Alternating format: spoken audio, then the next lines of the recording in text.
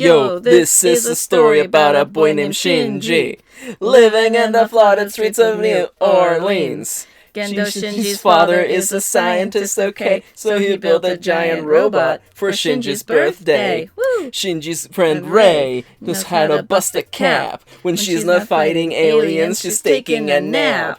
Without Asuka from Germany, everybody would be lost. Her country is responsible for the holographic map. Alright, that's it. Yep. That's the Evangelion 4Kids version of OP. Look it up. Look it up. So good. We just sing that all day. Come on, Shinji, get in the robot. Your friends love you, get in the robot. Aliens get scared when you show up. Alright. Get in the fucking robot. Now, with this, we can guarantee that no one will make it through the first 2 minutes of the video. No assholes will make it through the first 2 minutes of the video. And so we can actually... I forgot that we have to talk about the live action sections of this fucking movie. That was almost your positive point. Was it? It's yeah. Okay, so welcome to our spoiler zone for Neon Genesis Evangelion, the movie End of Evangelion from 1997. This movie's fucking bad. Yeah. This movie's fucking bad, and we're gonna go point by point. But I just want to say really quickly, halfway through the fucking movie, actually it's towards the end, but yes. Okay, there's live action shots of people going to see the Death and movie. Rebirth. Yeah. And I shit you not, in the B-roll that they show, there's a panning shot of like a theater, right? And there's a fucking guy in the front row who fell asleep and is waking up. And his friend next to him is like, come on, man. It's fucking baffling. He's like all wrapped up in a blanket. And like, they kept that shot. That was the only one they could afford. That was that was the best shot. In all the other ones, half the people were asleep. Or they were pissed off going like, what the fuck was Death and Rebirth about? And a waste of money, because it's a fucking clip movie. I mean a saving of money, because they didn't have to make very many new clips. Okay, what if we just clipped all of our reviews and we just put them in a theater? You can watch the supercut of our reviews. Supercut. It's just all the times we just break into song. That's fair. So we're just gonna start from the top. Kitty, you have a first point. I have a first point because it's the first 2 minutes of this fucking movie. Yeah. So let me preface this by saying Shinji is clearly the most relatable character in the anime. And boy, howdy does Hideki Anno and the whole movie just want you to hate and just fucking think how pathetic Shinji is and gross and disgusting.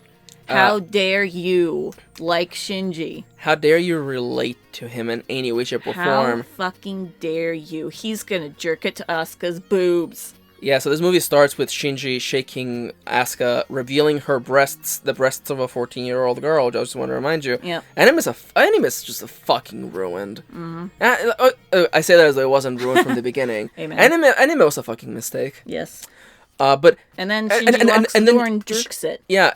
Shinji, you don't see him jerk it, but you just see a shot of him, and then you see ejaculate all over his hand, or a white liquid. What could it be? Oh yeah, I bet it was just conditioner that he just happened to have in his pocket. Yeah, and that's how this movie begins.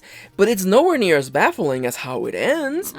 But I want you to understand that this is our establishing. This is the tone setter for the movie. Yeah, and it doesn't stop. And I just feel like Hideaki Anno just hates what he makes. He hates his fans? I don't know.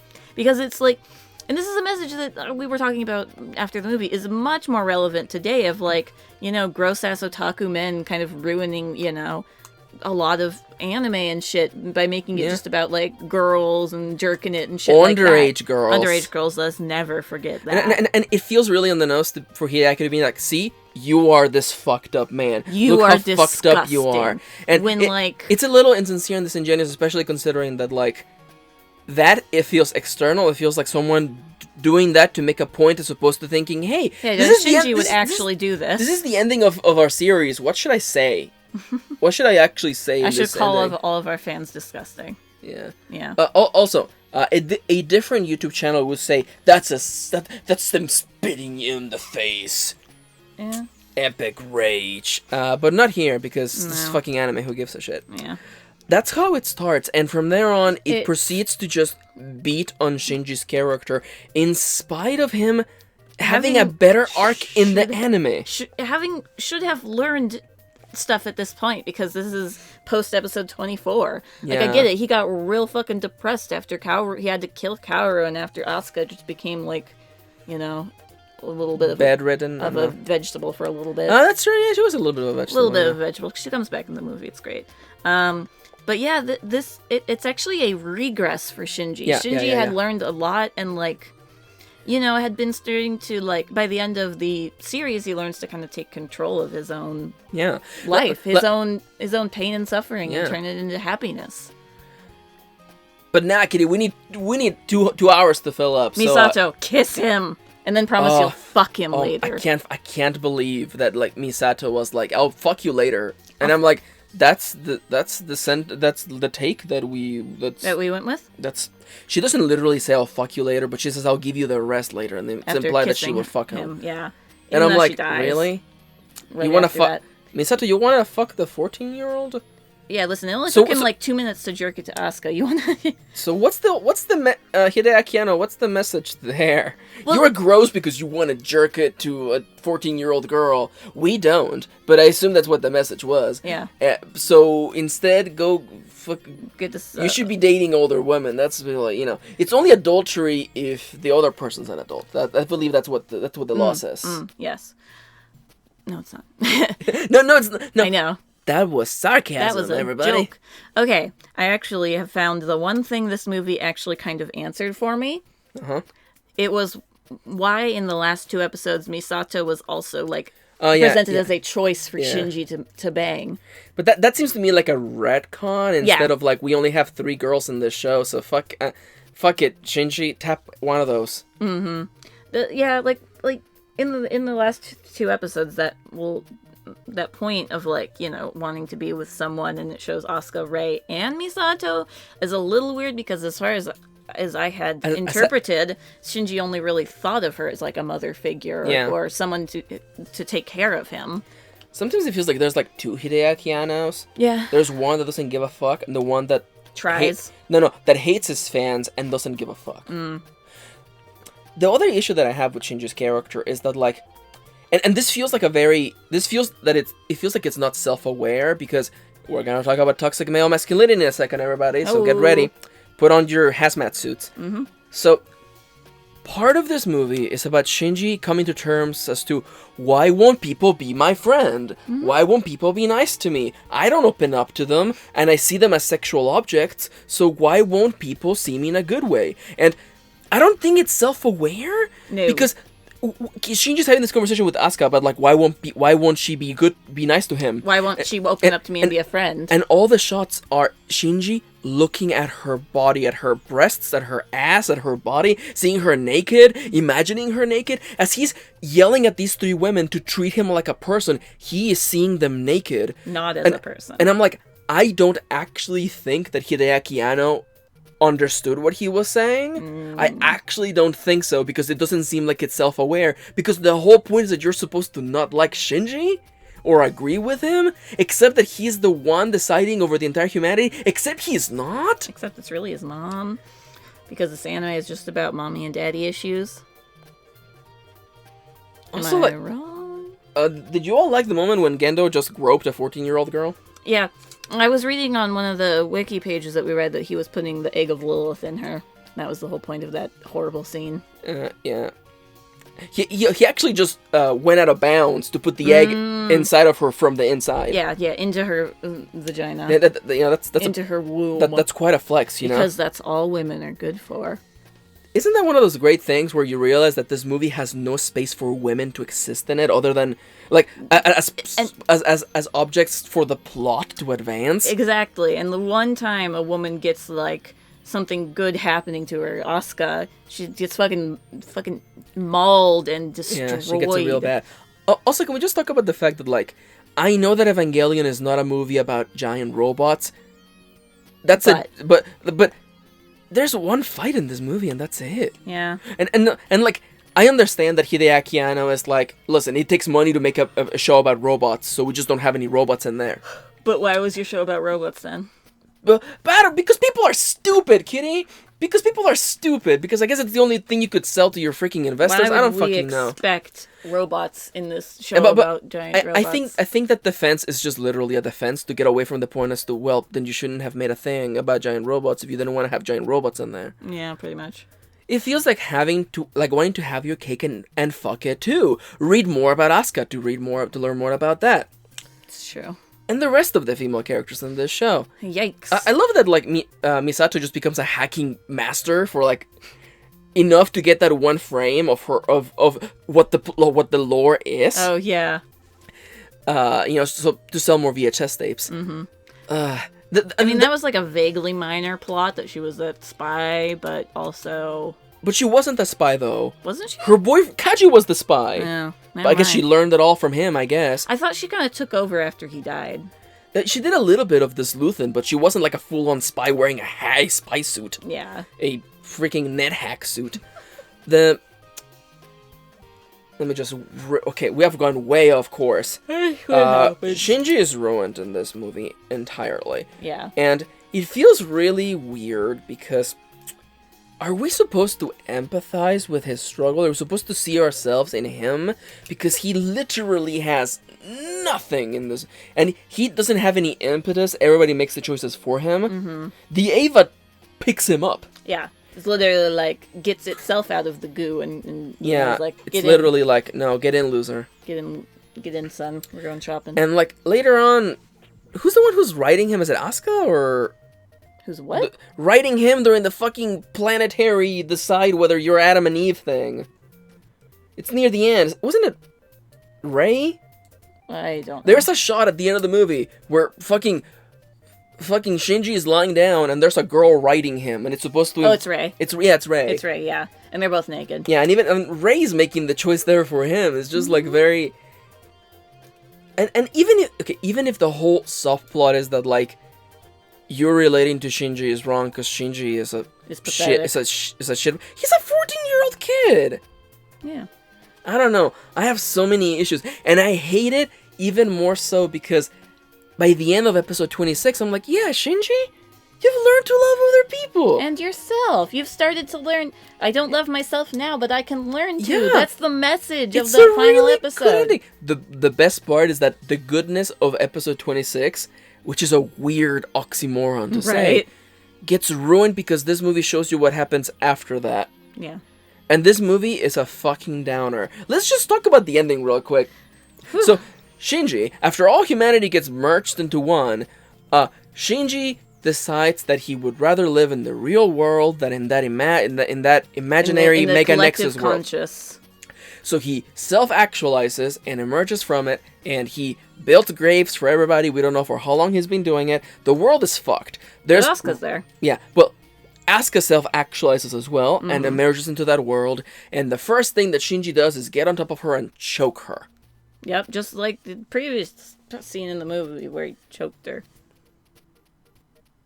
Literally makes no sense. We tried to find an explanation for why he's choking her, and there literally is... I actually don't, none that makes sense. I don't get it. I literally don't. And someone's gonna be like, oh, it's because you're not real anime YouTubers. Then you fucking explain it to me. I don't know what the fuck it means. And I also hate it. Because I have trouble believing that he has this monologue in the movie about opening up to others and why they have to give him a chance and why he would rather live in a world that is cruel and unfair if he still gets to try opening up to people. And the first thing he does is choke Asuka. See, the thing I hated all that about that scene, but the other thing I really hated is that they completely disregard Asuka's character because she reaches up and gently caresses his cheek. When she would have just punched him in the fucking dick. She would have been like, get the fuck out of here, you fucking pervert. Also, give us a little bit of did you know anime by telling us the original line Asuka was supposed to say. She was supposed to say something along the lines of, I won't let you kill me. Or I won't die to a man of the likes of you, which is the original line Hideaki Anno wrote. But he didn't like the takes of that, of Asuka's voice actress. So he was like, fuck it, you just write it. What would you say? No, he literally posed the first scene to her and being like, what would you say to that? Because he was like, what would you say if a man was masturbating over you? And she said, disgusting. And that's the final line. That's the final line of Just to remind you that you are disgusting anime trash. Some fucking jackass is gonna be in the comments saying you should just watch the rebuild movies anyway. Oh, we will. We will, but like... We own them. But like, the rebuild movies, we own them? Yeah, I bought them. I bought them real cheap, remember? We own the rebuild movies? Yeah, I bought them all. Is that what we had? Was the house, where the house is cursed? No. Even if it's good... of all the other shit I have. Because of the ghosts. The ghosts. Ghosts are not real, you guys. Ghosts. Now, what was that? Now. Even if the rebuild movies are good, that doesn't change the fact that this movie here is fucking trash. It's garbage. Hot ass garbage. And I think... Okay, we already covered the start. Yikes. Jesus, you want to watch a boy masturbate on the first... a 14-year-old boy masturbate to a 14-year-old girl? Who's passed out? Who's unconscious? Yeah, that's great, thanks. Hideaki Anno, you seem like a You gross-ass motherfucker. You gross-ass motherfucker. Did you mean anime? So we know how it ruins Shinji, it also ruined Asuka. And it had a great arc for her, and then immediately fucking kills her. So... let's talk about the answers real quick, okay? Because the whole thing about Evangelion is how it's up to interpretation, said dumb people on the internet. Literally everyone was like, it's up for you to decide what the ending of the movie means. And the thing is like, no. It's actually not. There's an answer to literally every single thing. And like, the thing you have to understand is that, like, when we finish the movie, we're like, okay, look up the wiki. What was the thing again? Stupid thing mean again? Because it's not up to interpretation what the third impact is supposed to be. Yeah. It's not up to interpretation to be like, oh, what does it mean that humanity is the 18th angel? Like, there's lore answers to this. Answers that come very late. Because Hideaki Anno was like, oh shit, we need answers. Oh fuck, I have to figure out the plot for this whole thing. God damn it. What if I just don't try? Okay, we need to fill like 15 minutes of footage. What if we just show like B-roll of What if we just show the voice actresses dressed up as the characters in a random Tokyo street that we used for Death and Rebirth? Yeah! What if we show... The reviews of the first that I got. Anime. Because it was very good. The first movie, etc. No one understands my stable genius, everybody. Okay, I might have... Okay, maybe that comparison is a little unfair. It's fine. Answers. The ending of Evangelion is not up to interpretation. Even with the little information that you get in episodes 25 and 26, we still assumed what the Principality Project or whatever bullshit was, and we assumed... I'm thinking the Human Restoration Project. That's something else. That's something else. And we still, I still had the correct answer to what it was, and I imagined it being something way cooler than what this ended up being. And that's not me flexing. That's just me. It's one of those things. Well, it's the reality of like sometimes you don't have to give all of the answers. You don't have to show us every single thing. Let us imagine it. And. That's why books are so popular. Yeah. Because the person that's reading them is creating their own perception of this world, and you have unlimited special effects, and the budget is less problematic than as per se you have a show or an anime. Exactly. But when we finished watching End of Evangelion, we were looking through the internet, okay, what did this mean? What was this thing again? And just to be clear, it wasn't that we didn't get it. But this movie came out a bunch of years ago, and the questions that we had were probably answered by someone else. And they were like, oh yeah, this is that. Where did this information come from? That freeze frame in the movie. Yeah. Now I'm going to make a comparison to gaming real quick, okay? Mm-hmm. The reason why Dark Souls and its story captivated people is because all the information is readily available to you. Item descriptions form the dots that you connect to form the story of the game. Not all the questions are answered, but there is enough cloth for you to cut your own answers. The issue with Evangelion is that it gives you questions, but the answers are straightforward. You're like, what does it mean? And I'm like, well, it means exactly... This is this. What was Adam? Adam was this thing. Yeah. What was the second impact? It was this thing. Yeah. And that's not good world building. No. Like, literally... not giving people the answers to the world building is not like clever writing. No, it's just lazy. It's not even good obfuscation of information like in Dark Souls, where the lore and the items give you insight into the world itself. Mm-hmm. I'm so fucking mad. That's fair. Oh my god. We found so many posts online of people being like, you just don't get it. But we did also find an equal number of people saying, it's all just nonsense. Which, true. Mood. It's my life. I feel it. Oh, man. Well, yeah. Is there anything else you want to fucking live action shots. There's a fucking guy sleeping in that movie. Relate. It's me. We didn't fall asleep through end of Ava, but we could have. And it's so sad because I did really like the one good scene. Asuka gets a badass moment. And, like, it's a thing that she didn't get in the anime. She kind of just becomes this shell of who she was, and that's where it leaves it. And actually, while we're on that real quickly, I think the reason why this movie got a mixed reception and is, I don't want to say a black sheep. Controversial. Divisive, is because the movie leaves you with no closure for the characters, because everyone is stuck in this, shared reality. Yeah. And two characters we know of, and they're both fucked because the Earth is fucked and humanity as a whole is fucked. Yeah. You get no closure for anyone. Nobody gets to have, a happy ending. A happy ending. And even though, like, Gendo gets his comeuppance, he's still in the collective. Yeah, he still made it to the collective. So, like... Ray still put him in there somehow. Or his mom, or the mom, I don't know. And it leaves you with an absolute downer. Because we have this whole thing about how life is worth living, even though it's hard to reach people's hearts, even though you don't know what they're feeling, and you have to find out for yourself. Even though living is both pain and good things. But the world that he goes back to is fucked, and he is fucked for going back there. And the first person he meets, he wants to kill.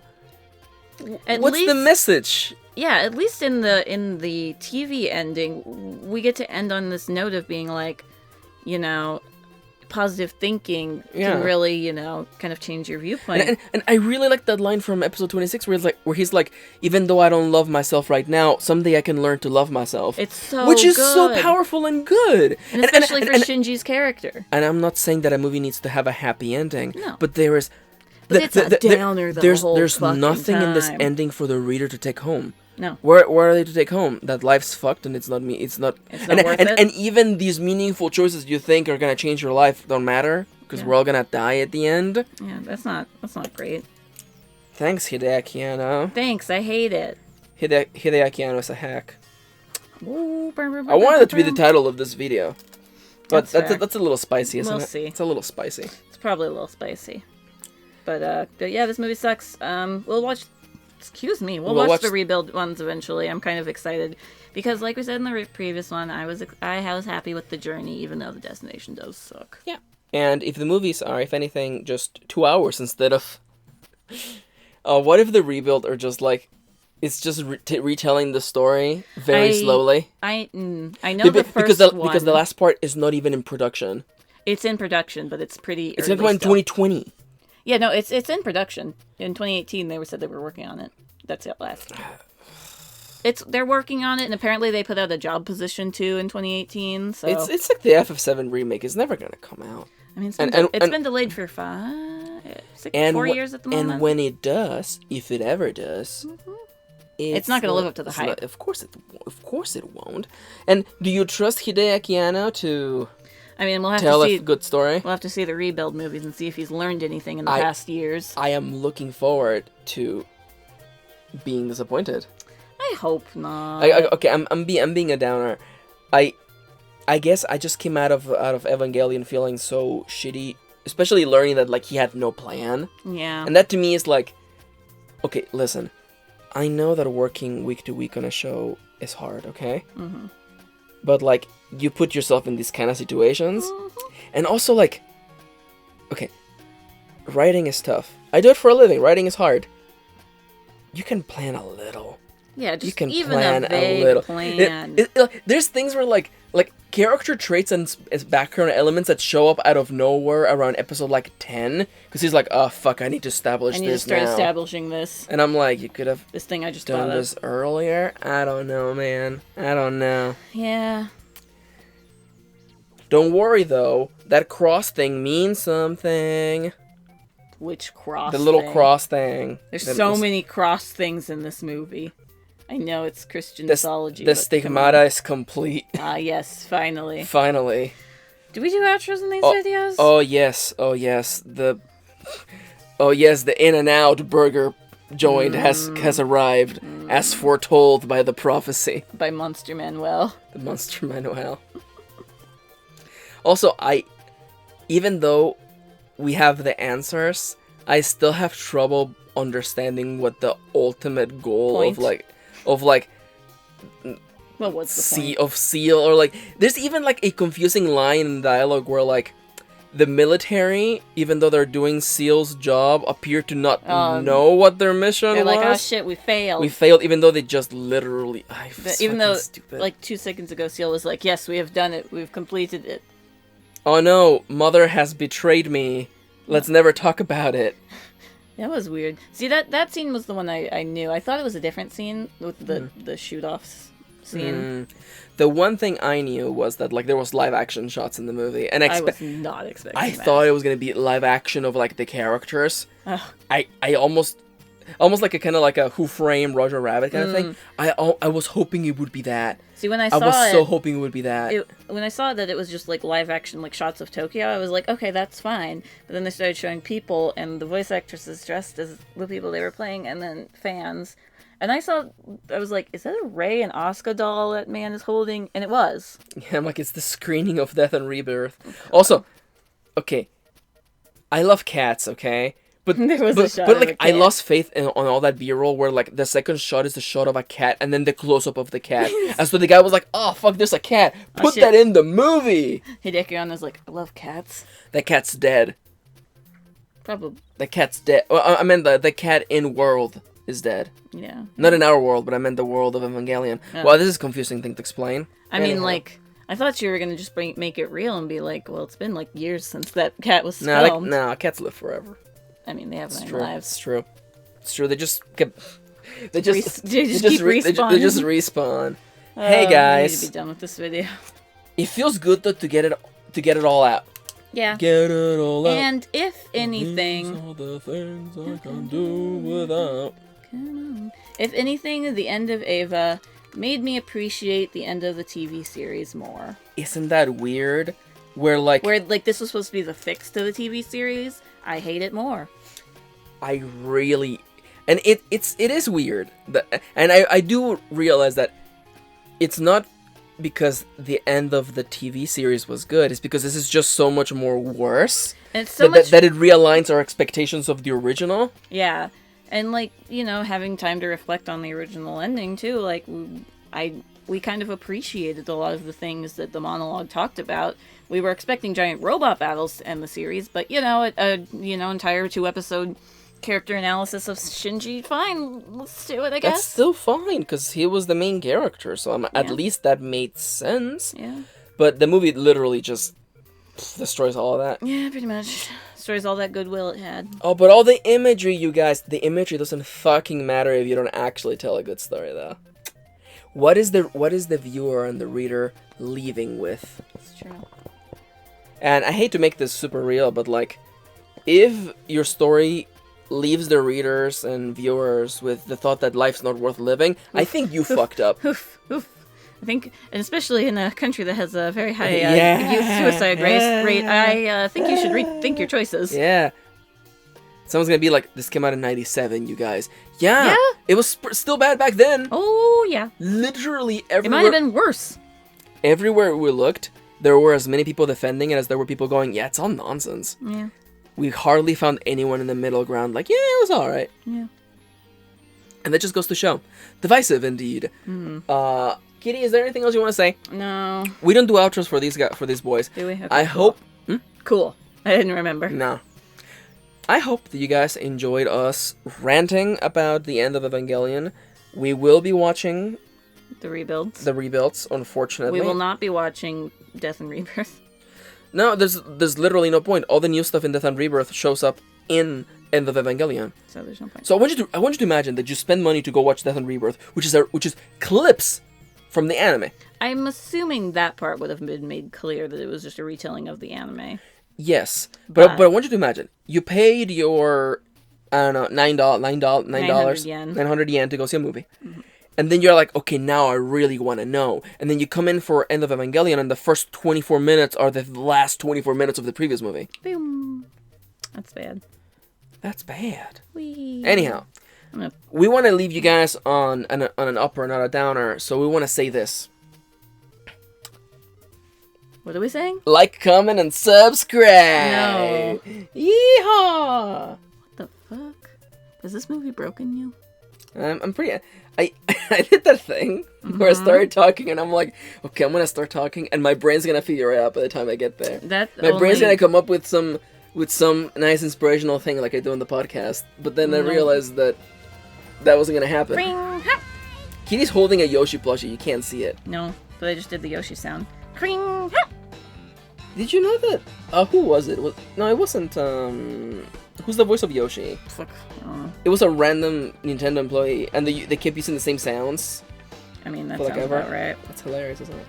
That's early Japanese game development. We need... Oh yeah, back in the day when they would keep nothing. Mm-hmm. It's like, hey, Mr. Square, we have all these assets from Final Fantasy, all of them actually. What do we do with them? Just throw them in the trash. Yeah, fucking burn them. Just burn them. Yeah, when are we ever gonna need these things?